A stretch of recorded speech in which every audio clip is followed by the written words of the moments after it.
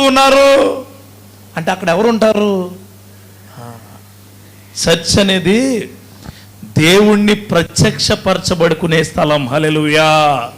దేవుణ్ణి చాలా మంది ఇప్పుడు అయ్యగారి వల్లే నేను బాగున్నానండి, అయ్యగారి వల్లే బాగున్నానండి, అమ్మగారి వల్లే బాగున్నానండి, వారి వల్లే ఈ చర్చ్ బాగుందండి అంటే నువ్వు ఎవరిని వెనక్కి గంటేస్తున్నావు?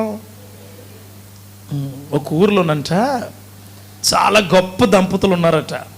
వారికి ఒక అబ్బాయి ఉన్నాడట. ఒక అబ్బాయి, ఆ అబ్బాయి ఉంటే ఆ అబ్బాయికి బర్త్డే చేయాలని నిర్ణయించుకున్నారట. వీళ్ళు అందరినీ పిలిచారు, ఫ్రెండ్స్ని పిలిచారు, శ్రేయోభిలాష్ని పిలిచారు, పెద్ద పెద్ద వాళ్ళందరినీ పిలిచారు. ఓ హోటల్లో ప్రోగ్రాం పెట్టుకున్నారు. పెట్టుకుని అంత కేక్ కటింగు అన్నీ సెట్ చేసుకున్నారు. భోజనాలు పెట్టారు. పెద్ద పెద్ద వాళ్ళందరూ వచ్చారు. అనేక డబ్బులు ఖర్చు పెట్టారు. చాలా సంతోషం, వెరీ గుడ్. కేక్ కట్ చేసే టైంకి వీడియో కాల్ ఆన్ చేసి, నాన్న కేక్ కట్ చేస్తున్నావు, ఇదిగో హోటల్లో, నువ్వు అక్కడే ఉండు అన్నారట. అర్థమైందా నేను చెప్పింది? మీకు అర్థమైందా? అంటే అప్పుడు పెద్ద ఆయన వచ్చి, అందరు ఫంక్షన్ ఎందుకు చేస్తున్నాం ఫంక్షన్ అంటే, మా అబ్బాయి బర్త్డే అండి. మీ అబ్బాయి ఇంటి దగ్గర ఉన్నాడు. ఇంటి దగ్గర ఎందుకమ్మంటే ఇక్కడికి వస్తే అల్లరి చేసేస్తాడు, నా మేకప్ పోతుంది, ఇక్కడ మా ఫ్రెండ్స్ ఎవరితో మాట్లాడటం ఉండదు, మేము పబ్బులో డ్యాన్స్ చేయడం ఉండదు, ఇవన్నీ సమృద్ధిగా తింటా ఉండదంటే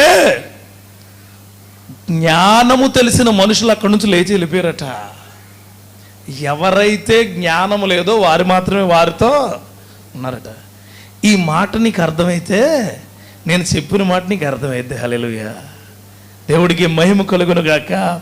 చర్చ్ అనేది దేవుణ్ణి ప్రత్యక్షపరచబడే స్థలం, దేవుడి కొరకు మాత్రమే ఉంచబడిన స్థలం.